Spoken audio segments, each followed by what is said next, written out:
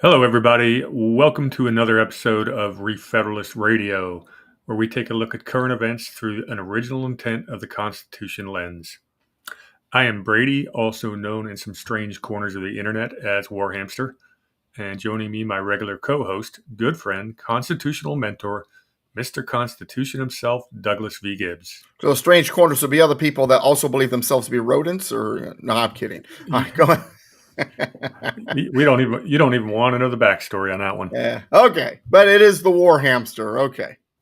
Joining us, let's say we are streaming live on Zaki Radio, and you may be seeing on Instagram, X, YouTube, or even Rumble. We are not on the radio live today, so we will not say hi to those fine folks, not this week at least. No further ado, this is our fourth episode of Re-Federalist Radio. With the first three, we were doing an annual event we call Supreme Court Scorecard, or SCOTUS Scorecard, where we graded recent Supreme Court decisions from the standpoint of did they follow the original intent of the Constitution. That exercise has ended. It was fun, got good results, good feedback, and now we're going to go into kind of what our normal format's going to be, and that's where we're just going to take a look at different news items that came up in the previous week that have a constitutional bent to them, so that we can actually pick Mr. Gibbs's expertise. I'm willing and ready. All right, let me pull up our first story here. And I think we're going to start with this one. It says, it's from twitchy.com. It says, "No, Joe Biden, there is not a 28th Amendment, says the Ninth Circuit." And wait, what? A deep dive. So, Doug, you want to give the background on that? You wrote an article about this last year. Yeah, well, early January, the first time President Biden or Resident Biden or whatever you want to call whatever he was, said that ERA was around. And the ERA, for real quick background, proposed in 1972, and like affirmative action, it would have encouraged quotas, and by 1979, the amendment had not yet reached a three-quarter state approvals for ratification, and so Congress extended the deadline for 3 more years. But by 1982, the amendment still failed to secure enough ratification votes, and it went down in history as yet another failed amendment. It's gone. It's done. That's it. It's over. In 1992, the 27th Amendment which was one of the original 12 Bill of Rights amendments, was ratified, and that's the last one that we've had. And that one had no expiration date, but the Equal Rights Amendment did. And so the Equal Rights Amendment is not a part of the supreme law of the land, as President Biden has tried to indicate a couple times. And so Congress, ERA advocates have argued that the time limit was unconstitutional, and they've lobbied Congress to try to rescind that deadline. So they've admitted that it's dead, that it's over, it's done. But then here comes President Joe Biden, confused, left-wing, easily manipulated, who then claimed that he could decide it was in place, that he could grant it its ratification somehow.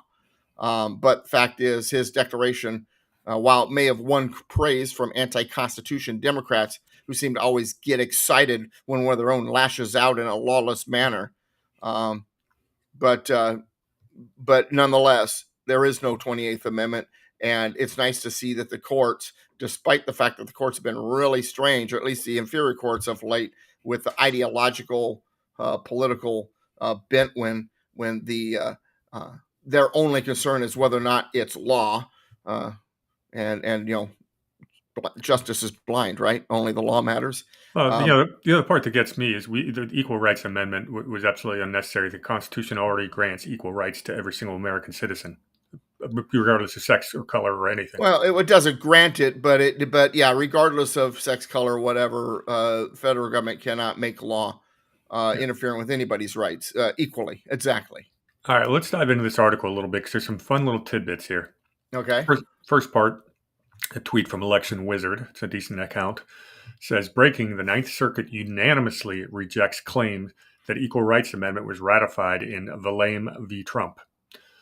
We'll get to that in a second. It was originally Valame v. Biden, but Biden is no longer in residence, and Trump is, so they changed the name on a lawsuit. The court upholds male-only draft registration, dealing a major blow to the feminist movement. Going on a little bit. If I was a woman, why would I want equality on that? Hey, I'm going to have the opportunity to get myself blown up in case we go to war. Yeah, probably. As a military veteran as well, I have my issues with that, but go ahead. Yeah, very short version is the Ninth Circuit rejected a claim that there is a 28th Amendment to the Constitution, as Doug previously explained. As they've covered before, there is a cadre of leftists who insist that a proposed Equal Rights Amendment that would make government discrimination based on sex illegal has somehow become part of the Constitution. Doug gave you the history. I'll read it's a short amendment. It says the equality of rights under the law shall not be denied or abridged by the United States or by any state on account of sex. In Section 2, the Congress shall have the power to enforce by appropriate legislation the provisions of this article. That's standard language in most amendments. And number 3, this amendment shall take effect 2 years after the date of ratification. Problem is, if you have the federal government enforcing and what they believe to be equality, now you've suddenly got a female version of affirmative action where the 14th Amendment is being violated because we don't have equal protection under the laws. We have special laws to make sure everybody's equal. And, that's completely against what the whole system is about. As Doug explained, as most amendments after, I think the 12th, they started doing it. They put a time limit on the amendments. Mm-hmm. Is that right? The 12th was the first one? Right around there, yeah. It was, I don't think the 12th had, I think it was the 16th, actually, was the first one, I think, that had a time limit. Well, the reason the story gets interesting is that in the last few years, a movement comes out to give it what's called a late ratification. And what happened was Virginia provided it the alleged 38th ratification. They only had 37. The article says, we say alleged 38th ratification because besides the timing issue, many states that ratified it have purported to rescind that ratification. You cannot claim that 38 states have ratified it without claiming that once a state provides its consent, it cannot withdraw that consent before the proposed amendment reaches the appropriate threshold. Okay, so one wonders if rescinding one's ratification vote could work after something got ratified. I don't know, like the 17th Amendment? Just thinking out loud. It's interesting. Well, that brings up another interesting topic. We've both been proponents of an Article 5 convention. Mm-hmm. Of course, that requires 2/3 of the states to demand a petition to Congress. Right. Doug's made the argument on a number of times that we actually could have a constitutional Article 5 convention tomorrow because most of these articles or bills... Well, 49 states have applied for convention. Actually, all 50 have, but Oklahoma only had one and they rescinded it. So it's at 49. And so if you need 2/3 of the states to call for a convention and 49 out of 50 have, we can have it today. And then the argument is, well, it has to be all in the same thing or the same era. No, there's nothing that says that. No, in fact, I'm looking at the Article 5 right now, and there is nothing there. It's one paragraph. But the one important part is it says Congress shall convene a convention. Yeah, they're constitutional required. Well, not convene, call. To call a convention is to set the place, date, and time. Then Congress's involvement in it goes bye-bye. That's the only requirement that they have. Yeah, well, so basically, all you have to do is get a Congress willing to admit all 49 have already applied to have an Article 5 convention, and we can start that tomorrow. Unfortunately, we don't have a Congress acting in good faith, and nobody is out there in a position of power who's pushing for this yet. And 90% of the people out there either don't know what an Article 5 convention is, or they've been fed information that's not accurate about it. Yeah, and that's true. Even some of the organizations pushing forward have made the argument, you can have a convention on just a single topic. No, you can't. Once you convene, everything is on the table, and that's fine. For those who are afraid of the quote-unquote runaway convention, well, that's what Philadelphia was in 1787. That was a runaway convention. And it was a long, meticulous debate on what it should be. It was a long and meticulous campaign to get it ratified. This was not just a knee-jerk, something that happened fast. Well, as Alexander Hamilton argues in Federalist Paper number 85, that the fact that it takes the ratification, three-quarters ratification by the states, is the fail-safe. Yes, everything's on the table. Yes, there could be all kinds of proposals. First of all, two-thirds of those there have to agree to the proposal, and then when it goes out, three-quarter states have to agree to it. That's a pretty strong threshold, and that is according to Alexander Hamilton, the fail-safe against rewriting the Constitution or the Constitution being damaged because of a quote unquote convention. Yeah, and it really only takes 13 states to say no, and you can't have the one everyone is afraid of the most is they're going to change the Second Amendment or take it away. There are more than 13 states that are just going to laugh that one off the table, so it's not even worth proposing. Although someone probably would. And that brings us back to the ERA. The ERA went through the process where Congress proposed it, and in the language, a time limit was put on 7 years. Then, in the language, after that expired, they amended it, and both times it didn't get enough ratification votes in time. Therefore, it's dead, and that's it. It's over. I question the legality of that amendment. I think once Congress puts an amendment out there, I question whether they can be able to extend that time period. I know that was fought pretty hard at the time, but we may see that relitigated again in our lifetimes. We shall see. Perhaps. Well, and the big deal here is not whether or not there should be equality for anybody. When it comes to under the law, we already have that, as Warhamster pointed out earlier. And secondly, when you start picking particular groups on something like this, then you wind up with affirmative action kind of thing, where special laws or special policies are put in place to help that group along because they're now a favored group. And what happens is then you're violating the 14th Amendment, which says, well, everybody's equal under the law. And the idea behind that, of course, is to make sure that those who are disadvantaged and previously enslaved or something like that have the opportunity to meet that same equal with everybody else. But what happens when you take it too far and you start giving them special attention, special programs? Are you not then going against the 14th Amendment, equal protection against the other group, the majority group? And so, if it goes one way, it's got to be able to go to the other when it comes to equal protection. Yeah, agreed. It's an important topic. Why is the Article 5 Convention something we hit on so often? Well, as we talked about in a show we did earlier today, as we're reviewing Madison's notes, which you can see on my Rumble channel. If you just go to Rumble, War Space Hamster, that's already up there. We're reviewing Madison's notes from the Philadelphia Convention of 1787.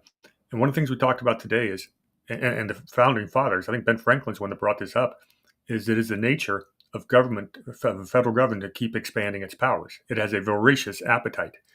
And we really only have one mechanism to reel in an out-of-control federal government, and that is an Article 5 convention. Thinking that Congress is going to rein itself in is naive. Exactly. And it's been over 200 years, and we have never used the one tool that the founders gave us to keep the federal government in check. That's why we now have the biggest government in the history of the universe, or at least on Earth. I've always believed the Runaway Convention con argument is perhaps, and some good people are behind that argument, allies of mine, but I really do believe that originally it was a psyop. This is the other side saying, here's one way to keep them from doing it. We'll scare them, we'll frighten them of it. And so, we don't use the tool and as I say in my classes often, to not utilize that tool would be like refusing to use a hammer to nail in a nail because you might hit your thumb. So you pull out a sponge instead. No, use the proper tool for the proper job. Agreed. And, hopefully it happens in our lifetime because, Doug and I will both be trying very hard to get ourselves sent to that convention. Yeah, exactly. I would love to be a delegate. Oh yeah, that would be my life. My life would be fulfilled if I could be there.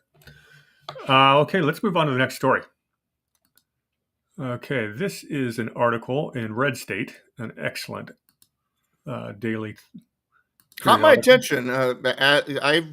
I serve in the United States Navy. I'm the child of a United States Marine, and so this is near and dear. And so, pay attention, folks. This is an interesting one. All right. The title of the article is called "The Case for a Constitutional Training Culture in the Military." What? They don't have that already? Hmm. Yeah, no. You'd think. This is written by a guy by the name of Chase Spears, who apparently is like a 20-year military veteran, and he does a pretty good job in this article. I'm just going to read the first couple paragraphs, and we'll get into the meat of it. In quotes, "I'm not loyal to a president. I'm supporting and defending the Constitution." This line has become a rhetorical fixture in the growing protest movement embedded within a military culture. I was reminded of it again by recent social media posts, some made by people registering their complaints against Trump administration policies while wearing military uniforms. There are but two of many such examples that came across my screen over the last few weeks, representing a broader trend. Veterans cloaking partisan political activism in the credibility of the uniform. Doug, when you were in the military, what was the regulation on wearing the uniform for political activity? Well, you couldn't because your political opinion is your own, and when you're wearing the uniform, you're representing the United States military. So you could not divulge any political opinion while in uniform. Now, that said, what you do on your personal time was your personal time, as long as you didn't do it in the name of your service. Yeah, I remember, but back during the COVID lockdowns, we went up to Los Angeles a few times to do some protests about the vaccine mandates for the police departments up there because they are not allowed to take part in a protest themselves. So it's pretty similar across any type of military, paramilitary organization. The uniform is got a purpose, and it is not for your personal opinions. And mind you, something interesting. I was in the military in the 80s, and my commander in chief was Ronald Reagan. And even at that time, we weren't getting constitutional training. Okay, next paragraph is interesting.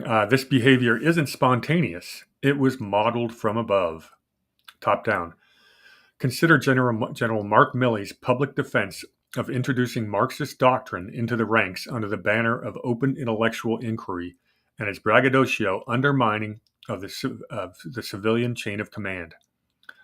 We saw another clear example from Lieutenant Colonel Alexander Vindman's performance during impeachment proceedings against President Trump, in which the U.S. Army officer used the military uniform and rank to veil his partisan antagonism as constitutionally principled service to the nation. Never forget that. It's a debacle. Such actions have helped solidify a now common tactic, using vague appeals to defend the Constitution as a partisan bludgeon. This phrase, "I solemnly swear or affirm to support and defend the Constitution of the United States," has taken on distorted meanings in this context and is increasingly weaponized for political theater rather than solemn service. Any comments? Not so far. Keep going. Okay, it says every member of the military has sworn an oath to the nation since the Continental Army's creation in 1775. Wording to specify allegiance to the U.S. Constitution was added in 1789 and has remained in all versions of military oaths of enlistment and commissioning since. This tradition sets our military apart from many others around the world, where loyalty is often tied to a ruler or a regime.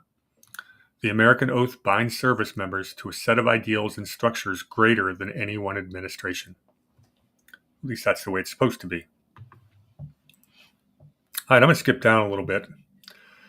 So what does loyalty to the Constitution actually mean? How is a service member to judge whether their actions align with that oath? Most don't know. Those who do have learned through personal initiative, not institutional instruction. So created in 2004, Public Law 108-447 requires federal agencies, quote, provide educational and training materials concerning the United States Constitution to each employee of the agency or department on September the 17th of each year.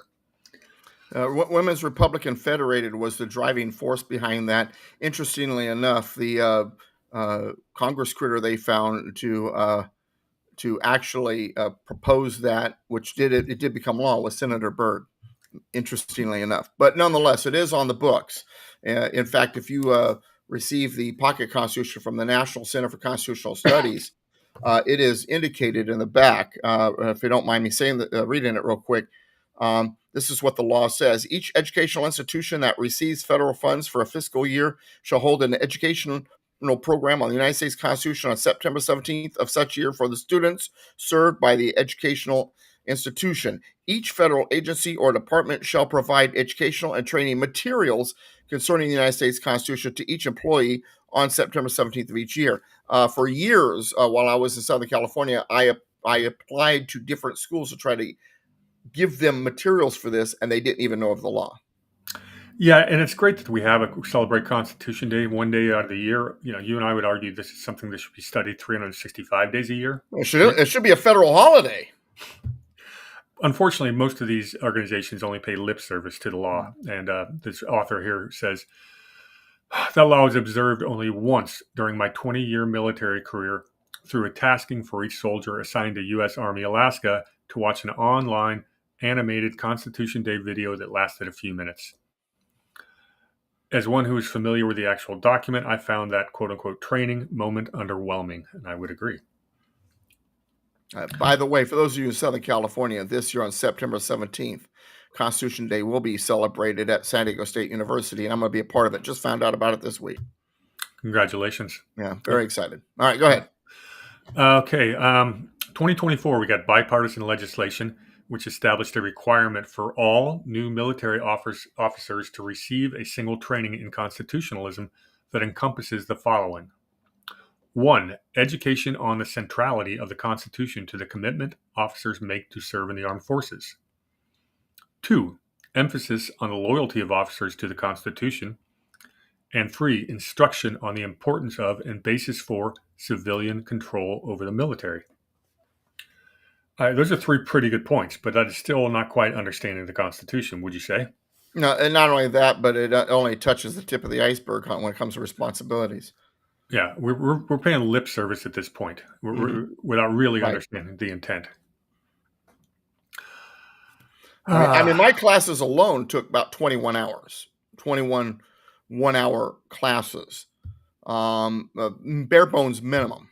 And really, if you want to fully understand it, it would be, and actually this article refers to a time period very similar. I've always believed about 60 to 80 hours, and this article will indicate 80 hours.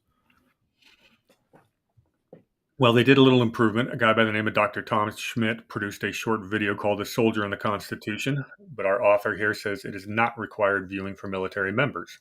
At least somebody made an effort. The topic matters. Most service members arrive at the recruiting office without a solid civic foundation. Public schools are not teaching the U.S. Constitution or the principles behind it, I'll say.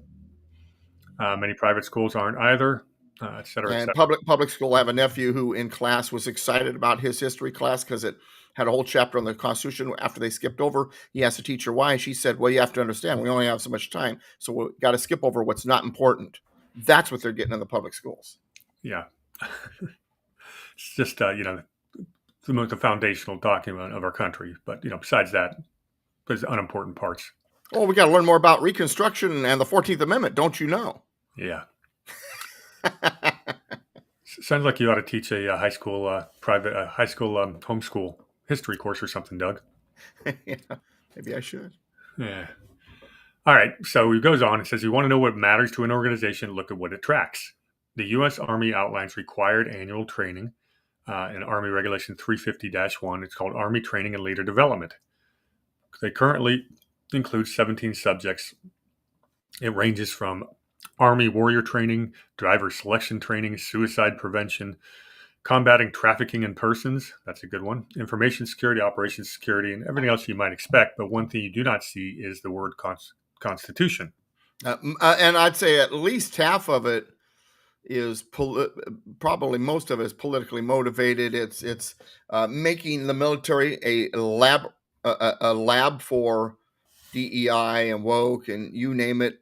Yeah, like here's one that says military equal opportunity, and you can read between the lines pretty easily and know how that's been applied over the last decade. Yeah. And one of the things that you learn in the United States military is equal opportunity always exists. We all bleed blood red, and all of us are at risk of having to get that, possibly shedding it. It's equal. Excellent. And then I do like the fact that they have a financial literacy training, which is good. if they do it right. I have no idea. These trainings are tracked rigorously. If you're overdue, boxes go next to your name from green to red, etc. They have other annual training requirements like equal opportunity and sexual harassment and prevention. They've been widely used in recent years as Trojan horses through which activists pushed political correctness into military thinking. That's a fantastic sentence right there in that article because it nails it. It's exactly right. And this is nothing new. We were even experiencing it back in the 80s, not at the level that it is today, but even back then we were experiencing some of that. Yeah, very much so. He goes on, he says, to protest against progressive dogmas in these captive audience events places one at risk of being viewed and treated as not on board with the veil of treating people with respect. Follow orders, ask questions later. Yeah, it's basically public shaming. It continues. And then he says the problem can be solved, and he's got 3 key reforms he would propose. One is mandatory annual Constitution training. And he says the White House recently mandated an 80-hour Constitution and rule of law course for executive branch employees, capped by a 2-day in-person session. The military can follow suit by requiring holistic annual Constitution training for every military member. 80 hours seem like a lot to you, Doug? No. Yeah, about right. And on that list of 3, which I'm sure you're going to read, the National Constitutional Center is the one that's at the top of my list. Yeah. He talks about there's numerous free, reputable programs that already exist to support this effort. Doug just talked about the National Constitution Center's Constitution 101 course. Mm-hmm. And by the way, the people behind that are the same people that brought you. We're talking about Skousen here. Cleon Skousen, The Naked Communists, and 2000-Year Leap. So, good stuff. Second one they list is the American Bar Association's their Civics Education Series for military members. I'm not usually a fan of the work of the ABA, but I have not read this particular this course. But I'm starting to wonder if it's the finer points of John Marshall's attitude towards the Constitution. But then again, we'll see. Yeah, you know what? I'll dive into that if we may have to do a show. If there's enough in there to correct, we'll do a show on it, people.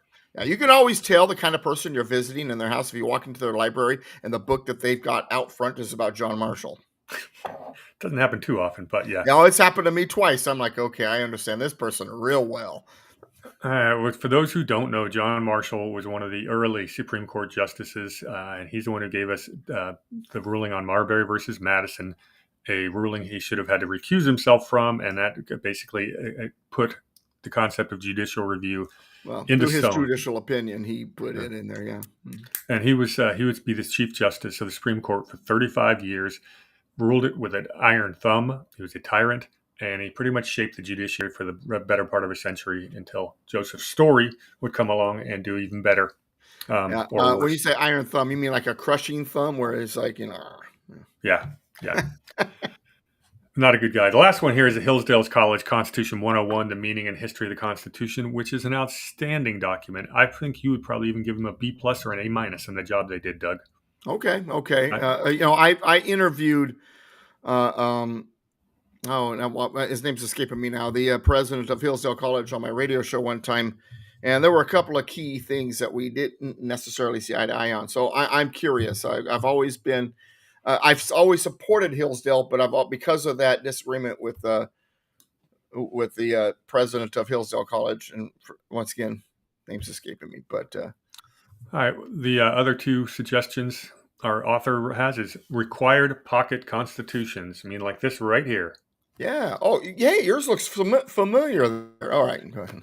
I still drive around with a stack. That's by the way, National Center for Constitutional Education. All right. And the third one is the memorization of founding principles. And this is worth reading. It says, in the Army, you're required to know the soldier's creed and Army song by heart, ready to recite from memory on command. Promotion boards evaluate listed soldiers on their ability to recite these and other military codes. Why not include selections from the Constitution or the Declaration of Independence? Hear, hear.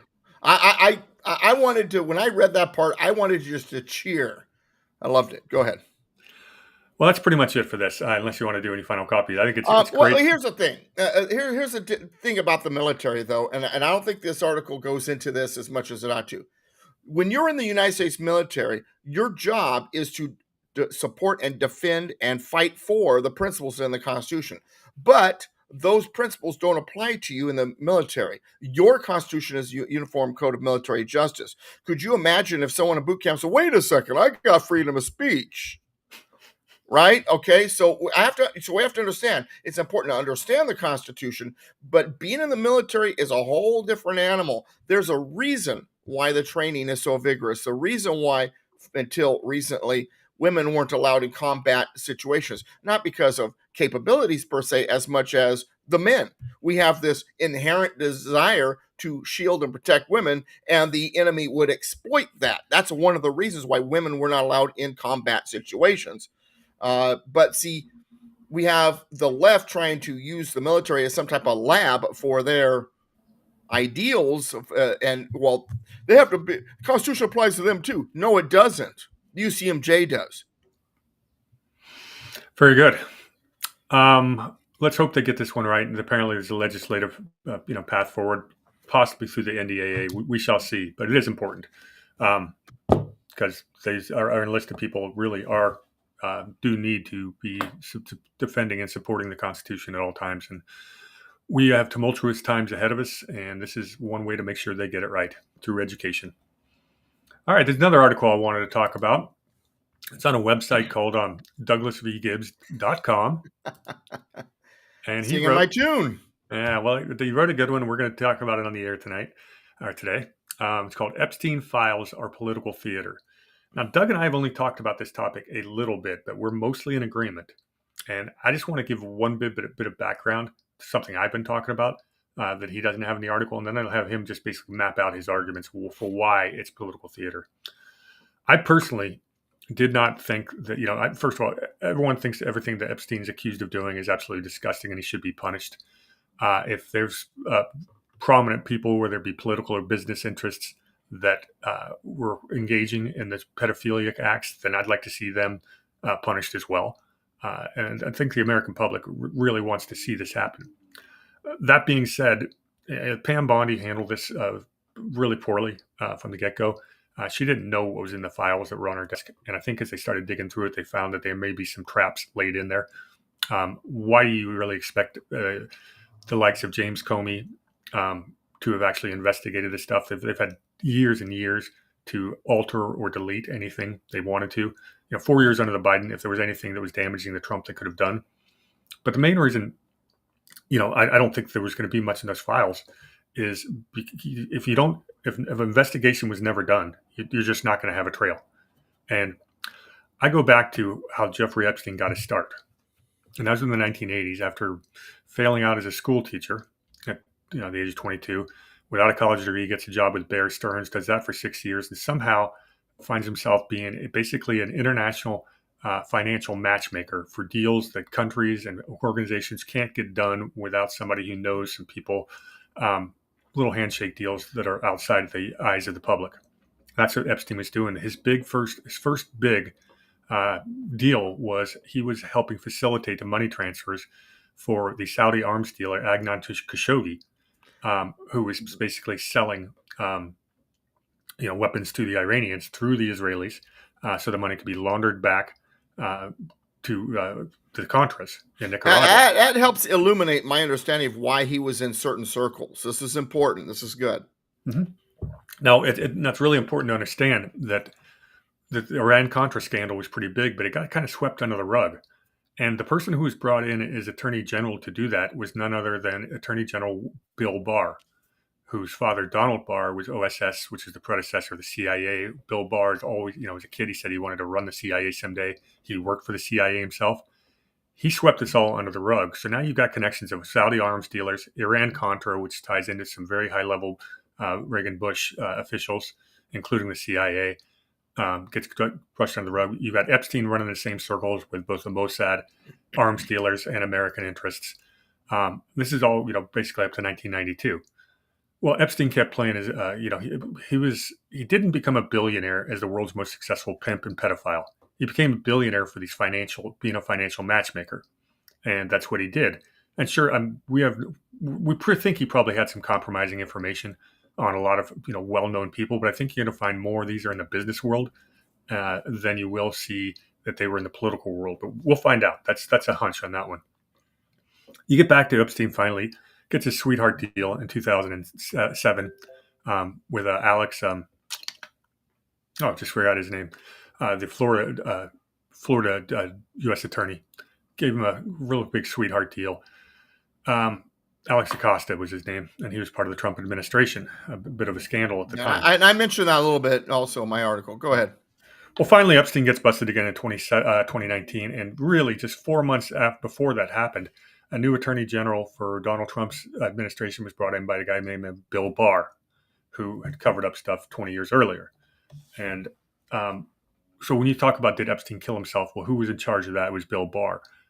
How come we never had an investigation? And again, I say Bill Barr. So, yeah, it's entirely possible a lot of this trail has gone cold.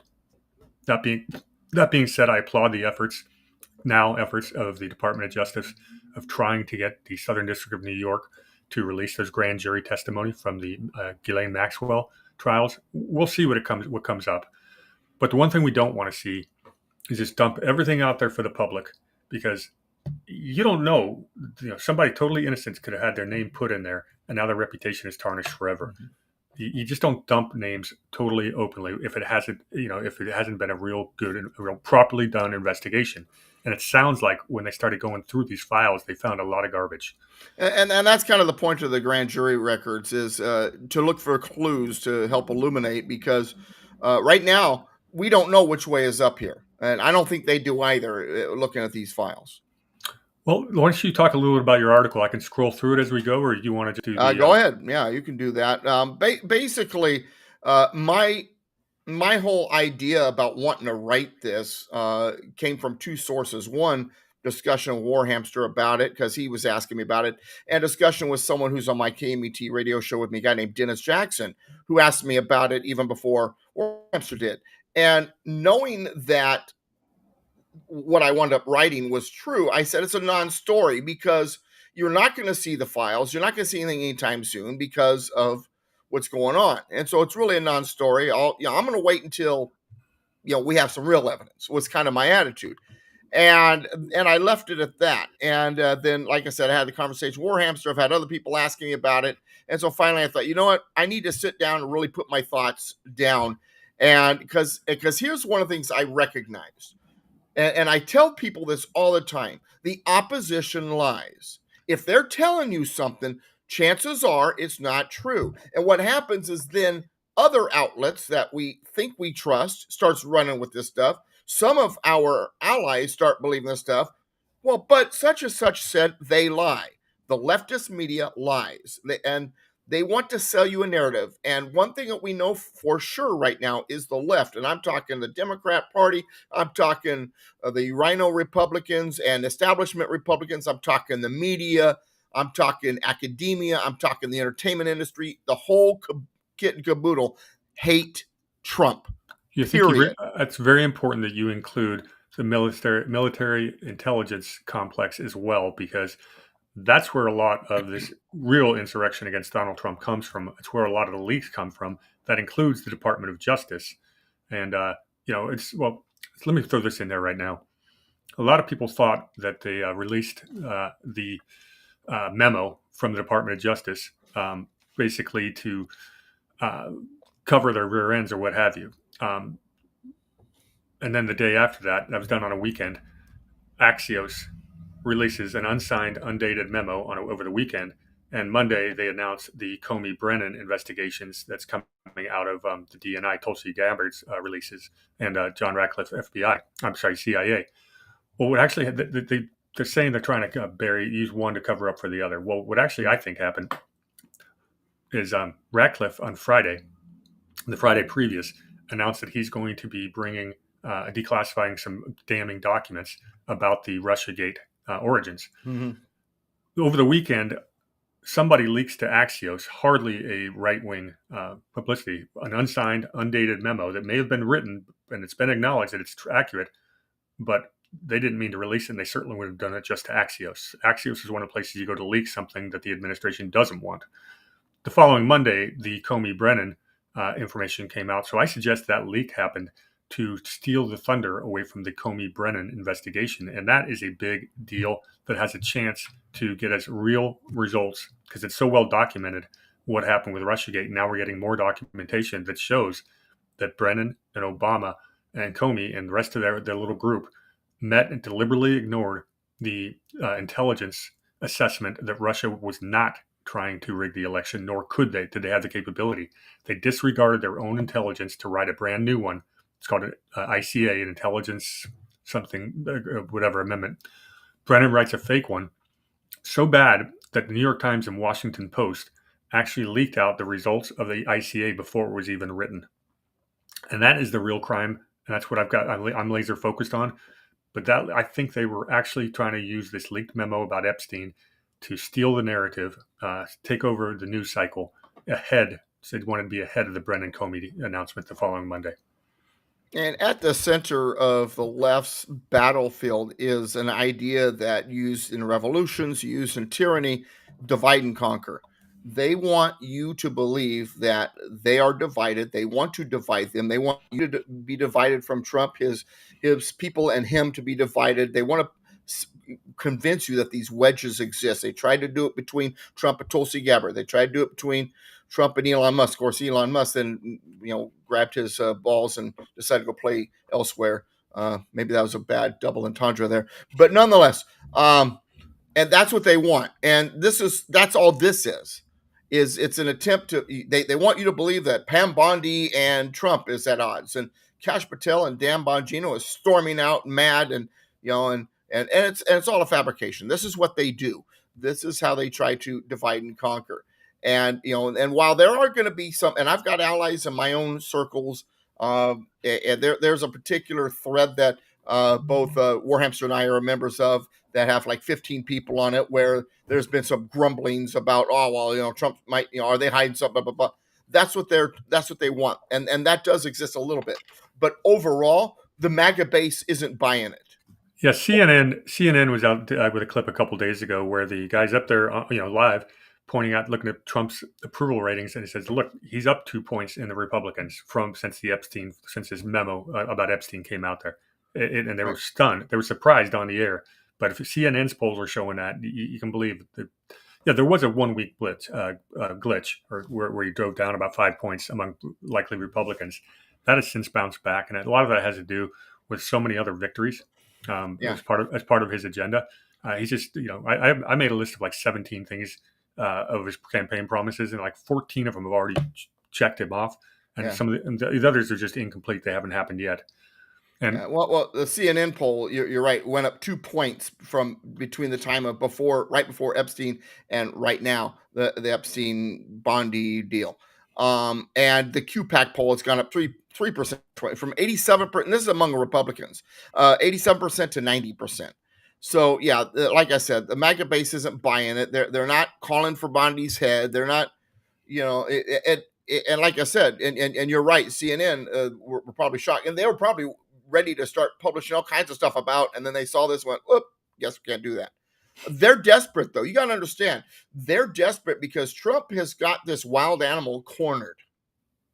What does a wild animal do when it's cornered? Fight or flight, man. And they ain't gonna fly, so they're fighting, but they fight dirty, and they're doing whatever they could. And what's making them mad is every time they attack, Trump's like brushes it off his shoulder like it's nothing.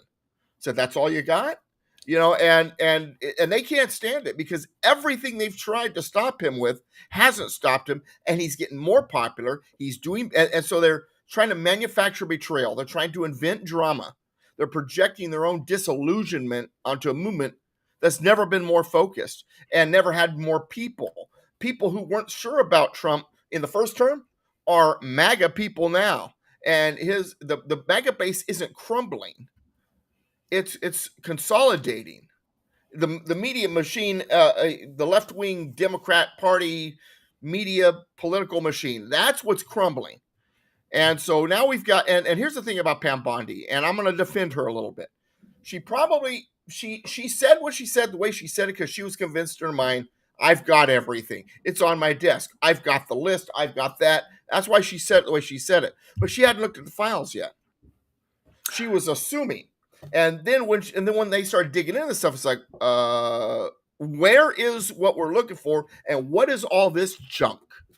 Well, if you were going to lay a trap for the Trump administration and you're a stay behind and the DOJ, do you think it's possible that someone would have put that into her ear that you've got everything and you need to release it? Oh, Yeah, exactly. Yeah. And here's the thing, and it's like I'm surprised people are so surprised about what I'm saying. They've had these files in their clutches. I mean, because Bush had the deep state, so during Bush's years, they had control. They're manipulating. During Obama, they're manipulating. Trump couldn't get to that stuff during his first term. During Biden, they had all these years of this stuff. Did you think it was going to be pure as wind-driven snow? Yeah, so we got to wrap it up here in a couple of minutes here to stay on our normal timeline. But I guess the takeaway here is not that the Epstein stuff doesn't matter. It's that we can't really trust some of the stuff that's coming out. It needs to be really well vetted. If we get some real tangible information, we'll be talking about it. But until then, I really think this Brennan Comey issue, and it's, there's Molly Hemingway wrote a great article on it called the top career intelligence officials objected to Brennan's partisan Russiagate claim. Brennan overruled him. And the gist of the article is exactly what I said.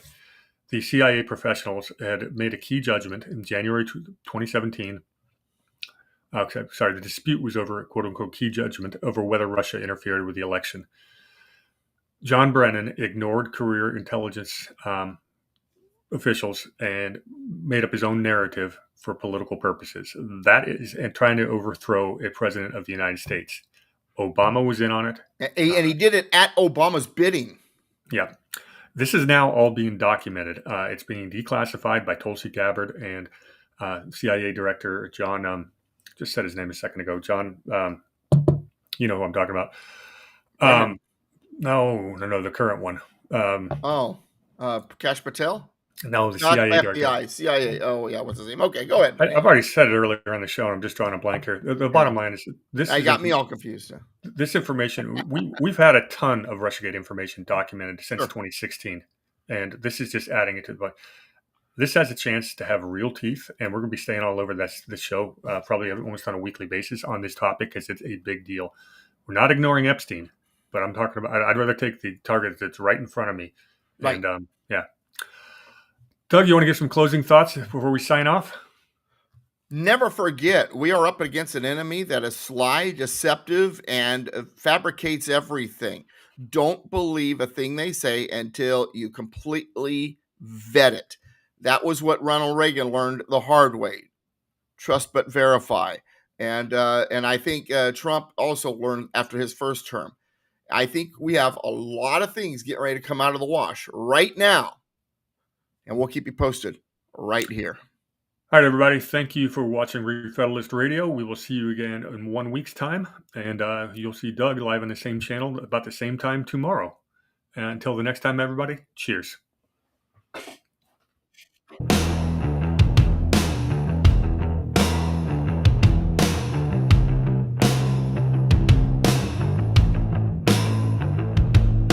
Cracks in the pavement.